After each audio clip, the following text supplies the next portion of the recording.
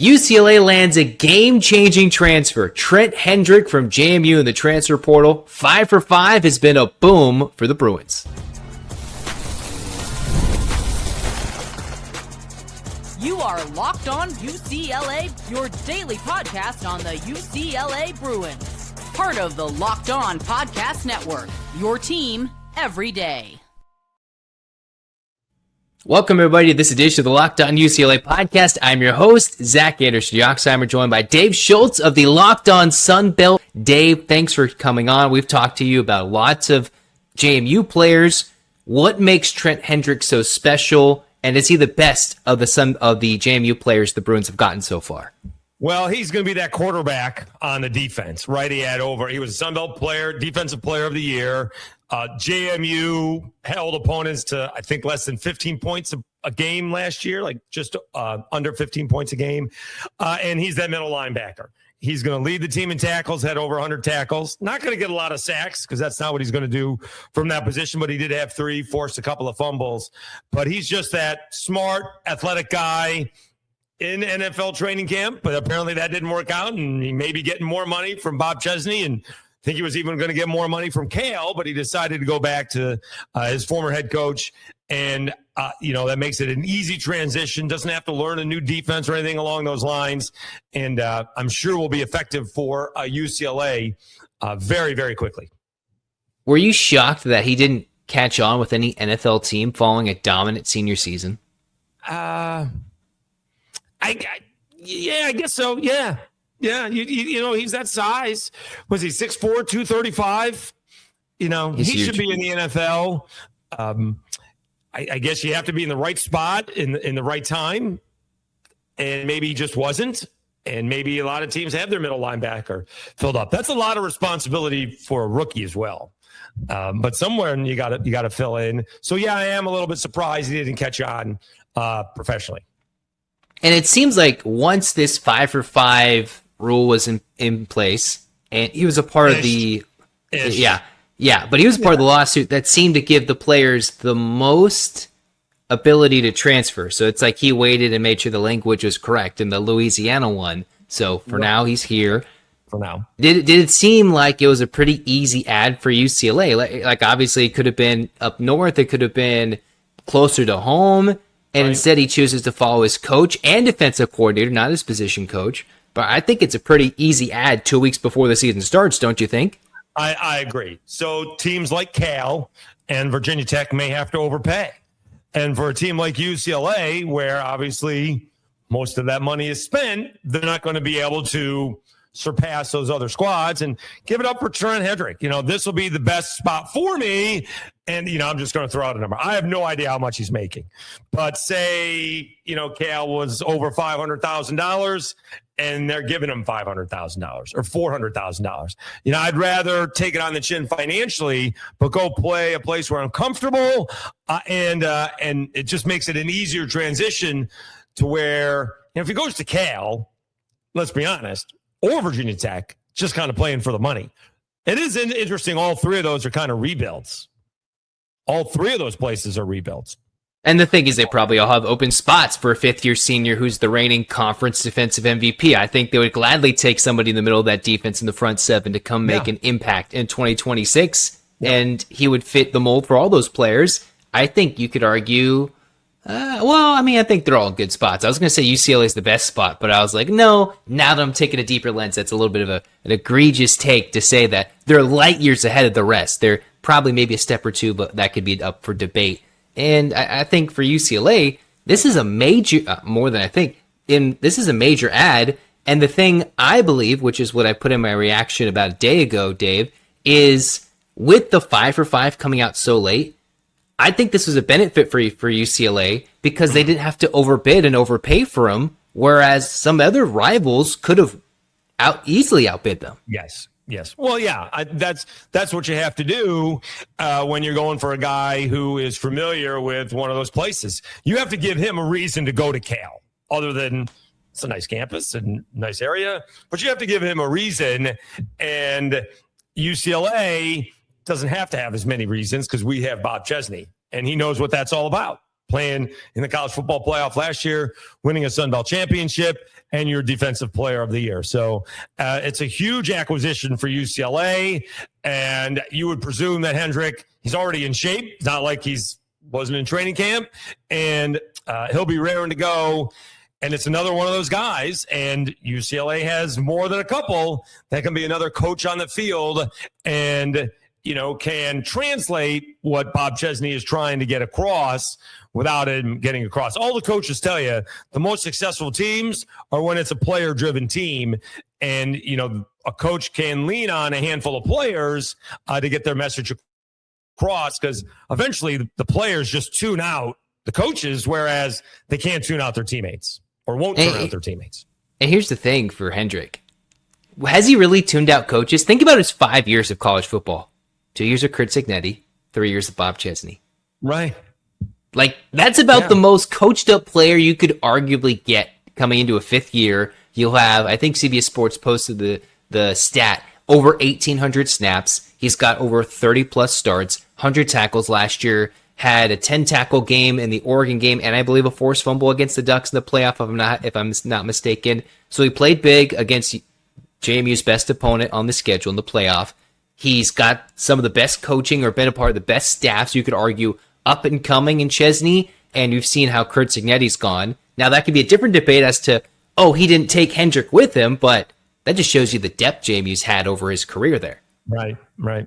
Yeah, it is a great addition, and I think he's going to be able to go in there and figure out. He's going to figure out things very quickly, but he also can tell everybody else where they're supposed to be, and that can help out.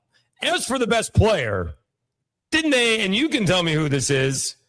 Didn't they get the pass rusher off the JMU defensive line? Yeah, Sahir West, they did, but it's one thing to get a second-year player in a sense. And then there's another thing to get that fifth-year senior who is...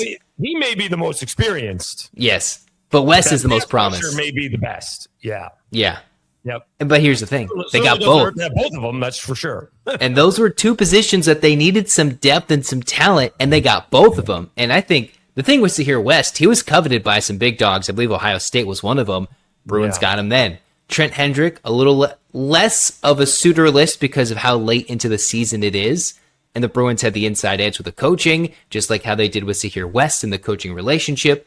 But I think the familiarity on a defense that succeeded a year ago, with just bigger and better talent around you, can spell success for 2026. Tell me if I'm wrong. I agree with that. And if some of those guys, and if he does have some bigger guys around him, maybe he can be more of a defensive guy who can go after the quarterback, sneak in there, because you're going to have to double team the guys on the edge, right? Maybe he can sneak in from the inside and beat somebody one-on-one. Certainly will have the ability, if a running back's got to pick him up. And so, yeah, I agree with you. The depth, the talent, all of it is huge for UCLA. And I believe UCLA, for the most part, has gotten almost every single talented piece from JMU. Like, I know JMU, I think they'll still be good. They'll have a promising 26 season. I don't have that outlook. But in terms of last year's playoff team, all the guys that can make the leap up, UCLA's gotten them. And even the guys they thought weren't even eligible, they've been able to add now in Trent Hendrick. It feels that way, except I guess George Pettaway, one of the running backs. But yeah, they got everybody else. I'm sure they got just about everybody that Bob Chesney wanted, and that is. I mean, that's quite the change from Harrisonburg, Virginia, in the mountains to playing on the coast in UCLA. Goodness. Let's talk to you about Odoo. Running a business shouldn't feel like you're trying to connect a bunch of systems that were never designed to work together. One app for accounting, another for inventory, another for sales, and somehow none of them talk to each other. That's where Odoo comes in. Odoo is an all-in-one business management software that brings every part of your business together in one powerful platform. From sales and accounting to inventory and marketing, everything works in one place. Odoo is one platform to manage, grow, and scale your business. The best organizations know that success isn't just about talent, it's about having everyone working toward the same goal. And that's true in sports, just like it is in business. Think about this. UCLA's aligned all their resources, putting all their goals into building for this year, going after Nikola Kusturica to grow their team as a whole. And think about this. They went after all the resources and they waited and they got him, and now they've got a good fit. Great organizations win because operations matter, and that's why you should get Odoo. Try for free at odoo.com/lockedon. That's odoo.com/lockedon. It's time to analyze the Nikola Kusturica and UCLA runs at the Rico Hines pickup games. Obviously, they got different names, but at Rico Hines runs, UCLA got another tape posted on YouTube, so let's discuss. This was the first time we got to see two of the big-time incoming European freshmen on the court together with their UCLA teammates. A chance for Mick Cronin to see, are they real, are they primetime? So let's get to it. Nikola Kusturica looks like a raw prospect. What does that mean? There are some good aspects to his game, and there are some aspects that showcase, yeah, he ain't NBA ready. He's only 17 years old and needs to be quicker, faster, stronger, and a little bit better. So this is what I saw. We'll analyze all the Bruins as a whole here in the second segment. Third segment, we'll talk a little bit about what I've read and heard about Trent Hendrick at practice. But to get things into here, Nikola Kusturica comes in, and from the 3 runs that were posted in the latest video of UCLA players scrimmaging higher level poke, Nikola Kusturica had A+ vision. Maybe that's an overgrade, that's an over-exaggeration, but I thought, oh, I liked his passing. He wasn't afraid. He can move it. There wasn't too many times where in the snapshots of the 3 games that he really brought the basketball up, and when he did, he settled for jumpers. The jumper didn't look good. I've seen that, and I've talked about this on the podcast. The jumper isn't there. There's a potential for him to be 30%. The guy UCLA wanted for Kusturica was Tunde Yesifu. He was about a volume 30% three-point shooter. Whoever UCLA was going to go between those two, if it was to win the Yesifu sweepstakes, which they didn't, or settle with Tunde, or maybe not even settle, but get a top-tier prospect, but not fully ready yet, the jumper's not there. I liked his ability, from what I saw on tape, to go above the rim, leaping, dunking, getting to the rim, on ball or off ball at the rim defense. He was good, winning balls in the corner. His handles were okay, lost the ball around midcourt, and then his on-ball defense left a lot to be desired. Now, they're playing dudes that are much quicker, much faster, older, and they've been ready to go. Kusturica, as a 17-year-old, is probably savvy enough to compete with the 17-year-old Americans, 17-year-olds, but then when you got guys who are at blazing speed, NBA level, their showcase is a reason, as we saw on tape there, that he's 2 years away. Now, does that mean he can't be good for UCLA? No. But there's a reason why we had Ersan Demir come on this show about last week around this time and say he's not ready. Don't expect too many things from him freshman year. That doesn't mean he's a bust, but there are other players we're going to have to go and lean on here in this upcoming season. Now, I and most of us are pinning our hopes on Trent Perry, who in these Ricos runs, last time I discussed them with Ethan Sabo, the guest of the show, he was only all right too. And Trent's been around a few years, so he knows what it's like to get around with these guys on this court. For Nikola, it's a different time because he just got to Los Angeles, greater Westwood area, and started playing with his guys. Okay? Now, the rest of the highlights showcased EDJ bringing up the ball with the 5 that he was playing with. You saw some Xavier Booker. For Eric Daly Jr., we're going to talk. Didn't really impress. He just brought the ball up, which would be interesting how many times he will do that in the upcoming UCLA season. Didn't play afraid, but didn't fully impress as much in this game, but didn't play afraid. So there's a reason with all this 3-on-3, the camps he's been hosting, he won't play afraid, and I think that's why Cronin will play more through him than he will through Kusturica early. Now, if Kusturica is a mismatch in the college game, as much as this game's getting older and older, NBA talented players who aren't as good as those folk they just challenged at the Rico Hines runs, but are still in college, there could be a mismatch. But I think Cronin might, from what I've seen, run a lot more through EDJ up top, facilitating. And we'll see how much EDJ is that ball handler, decision maker at the elbow, shooting the ball this year. We got to see what I believe was Gunnars Grunwald's, and that didn't really showcase too much talent. Missed a shot, didn't seem in rhythm, wasn't too impressive. It might be a year or two before we see the fellow European come and play from Latvia alongside the highly coveted Serbian potential top draft pick in 28. All right. Now, another guy that I thought was pretty good was Xavier Booker. Didn't dominate. I'm not saying he's going to put out 20 and 10, but just dunked on some fools, got some boards, put it back, got fouled mid-dunk, lost it midair, then still slammed it on a dude.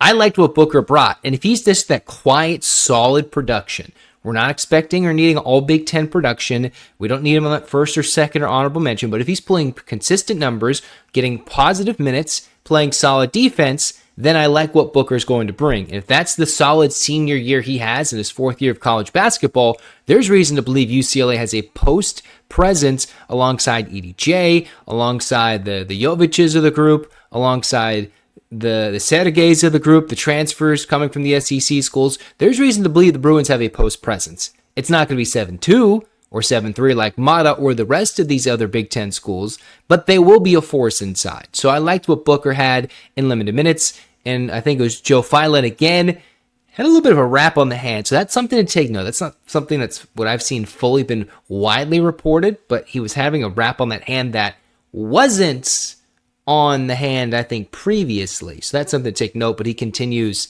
to play well and look good. So there's reason to believe that with some of these players that have come in and played through these Ricos runs just from on tape, I think there might be some unexpected starting time from other players, right? I came on and was highly complimentary of, Stink Robinson coming from Butler. If he's healthy coming off the wrist surgery and is in shape and playing well, there's reason to believe he can actually get starting minutes much sooner than I expect if he fits in this rotation. He started at Butler. He's not coming to sit, so he might actually get more minutes. Joe Filan, if he can be healthy and play and be uber athletic, and Kusturica can't stay in front of his dude, if they have a good ball handling three on the opposition, they're going to give that ball and go again and again at Kusturica. All right? But that's where Joe Filan could be good to have alongside Kusturica to help him defensively. So you've got good weak side protection, good above the rim protection, anything. Or if Kusturica is really struggling early, we could see that uber athletic freshman play over the European freshman at times if Cronin needs something in crunch time and good defensive stops. All right. So overall for Kusturica, you can see where there's a lot left to be desired, but that's why as a 17-year-old, you get him for 2 years. He's coming here to see, what do I got? What do I need to improve? Remember that first year for Adamara, as much as we could argue that Mick Cronin didn't unleash his full potential, Mara looked a bit slow and sluggish and not the superstar that he eventually became coming out of Michigan in his junior year and the flashes he showcased in his sophomore year. So that's why there's always the fear of, what's the Euro guy going to come do here in Los Angeles? What's he going to do in the college game? Well, you don't always have to be bigger, faster, stronger than everybody, but you have to keep the guy in front. And that's basically the one thing you need to do to play for UCLA with Mick Cronin as coach. Stay in front, don't get beaten defensively, and if you can be a wall and come together as a full unit, then you'll get your opportunities offensively. Now, I think UCLA will be a unique squad this year because of what they're doing against pro talent, good talent, guys who have played for a very long time at those Ricos runs. Let's not put all our stock into, UCLA is going to suck or Nikola's that thing. No, but there is a showcasing of he is a raw, still developing prospect that we're going to need to hand the keys to somebody else this year until he develops over the season. All right? Mind you, he just got here from Europe and is still getting used to everything. Getting thrown these runs, that's a way of Mick Cronin putting you in the fire and saying, let's see how you can handle the battles that are these superstars that get to play in your own backdoor court. All right? So we'll see what it looks like and how they develop. Next, we'll talk a little bit more about UCLA football on Locked On UCLA.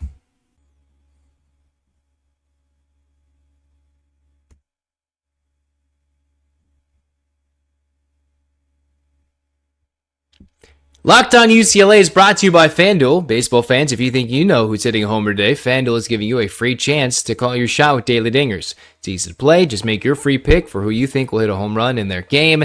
If you're right, you'll receive a profit boost to use on your next bet for a chance at extra winnings. Best of all, you can make a free pick every day throughout the MLB season. Daily Dingers is just another way to stay engaged with every day's games, whether you're following your favorite team or keeping an eye on matchups across the league. Every game has someone capable of going deep, and now you get the chance to make your prediction before first pitch. You think about this, the Dodgers heading east, going to go take on the Braves. Expect a lot of fireworks, a lot of bombs between, home runs. You got Dinger between potentially the Dodgers. You got some loaded Braves lineups. Let's see what happens, even though the Dodgers are bringing back some players.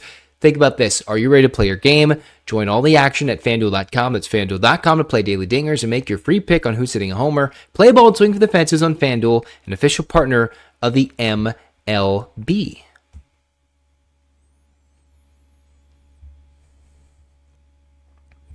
All right, according to all the reports from what I've read, seen, and digested, UCLA has a new player. All right, we've talked earlier with Dave Schultz of Locked On Sunbelt the importance of what they can get out of Trent Hendrick. But now that practice is underway, since they've gotten the commitment, you've gotten the likes of Trent Hendrick at practice. According to Ben Bolch of California Post, you've got number 51 for UCLA at the practice. The Bruins have brought back somebody who was at NFL minicamp, undrafted, though, as a second chance to impress scouts at the NFL level by dominating at the college level throughout the Big Ten Conference season and non-conference play with the Bruins. Yes, there's absolutely a world where this guy comes out and can play in Week 1 versus Cal. And I already discussed this with Schultz earlier on in segment 1. So, what are some other things, some tidbits and quotes from the likes of Bob Chesney? Well, think about this. UCLA is going to have some fun, have some opportunity to grow, discuss, and figure things out with somebody he already knows. All right? This is what Chesney had to say. He's a natural-born leader. He's a guy that understands the culture. It's cool because he watched us come into JMU after Signetti left. It is one of the ties that bound the entire thing together, and now he has a chance to come here and help with that process again. That's a quote from Bob Chesney here in this article written by Ben Bolch. So this is what we got here. Chesney saying this is a guy that's been with the Signetti staff, been with the Chesney staff, helped bridge the gap from one staff to the other at JMU, and he wants him to help do that at UCLA. All right. The fact that they're getting a guy of this caliber is one, just today's day and age. Two, a major bonus, an upgrade, an opportunity that the Bruins can come in and bring a defensive player of the year at the Sun Belt who was potentially a solid ball player. Again, the expectation Chesney was saying is that he could play against Cal in Week 1. And from the rest of this Bolch article from California Post, hey, they're within limits. Didn't cost anybody a spot. It's not like they're kicking lots of guys to the curb. Maybe it's playing time. Maybe it's opportunity. But nobody's getting booed off the team because they got a player of Hendrick's caliber. Maybe Chesney and company were seeing how this was playing out. They kept into contact with Hendrick, who you look at his situation. It was a balance between Cal, a balance between Virginia Tech. It was a battle of, where does the money come from? Is it a former staff? Is it your defensive coordinator? Is it where you're familiar but somewhere new? Or is it just staying close to home but somewhere new? There's very good options in a wide array of places he could have gone. But Hendrick coming to UCLA, he's at practice already. Potential for him to play Week 1. I think he can and he will. Chesney is already backing that up. And we might see a game-changing play from Hendrick in Week 1. And again, I'm not thinking he's going to play as many snaps as possible, but he has enough experience, enough understanding, I think, defensively, playing around some of these JMU teammates who he might be on the field with at the same time, depending on the rotations in Week 1, where they can make an impact against the Golden Bears. Against a QB that's going to be slinging it from the left side, a Golden Bear team, and a city, a community up there, up north, where they want to speak it and take it to the Bruins. Now, this is a UCLA team that wants to burst onto the national scene with a late-night West Coast duel against their UC rivals who think they're the flagship campus. And I think UCLA wants to prove them wrong. So it helps that, one, Hendrick can come in and do this. Two, UCLA doesn't have school right away, so Kendrick coming in does not have to go right away to, class. No. He's undrafted, so he can make his way to college. He's a part of the lawsuit that allowed him to enter the transfer portal. He's a 4-year player at JMU, so I think everything is working in this case, whereas everything else is potentially going to crumble or be even more little cloudy as to whether this guy or this guy is eligible, whether it's from the same lawsuit and injunction and temporary restraining order that these other players alongside Hendrick were in, or against the other ones like the Dents of the world where they're, can they transfer? Can they not? Are they eligible? Are they not? There's so many different things going back and forth where UCLA is going to benefit from Hendrick's ability to play at the linebacker position, and I cannot wait. We'll talk more with linebackers in the next show, what's coming up with UCLA, but it's some Rico Hines runs coming up. Hendrick at practice, we had to discuss that here in this show. Hands up, Bruins fans, 8 clap time, baby, and 1, 2, 3, 4, 5, 6, 7, 8, UCLA. UCLA, fight, fight, fight. This has been Locked on UCLA. Zach signing off. Go Bruins.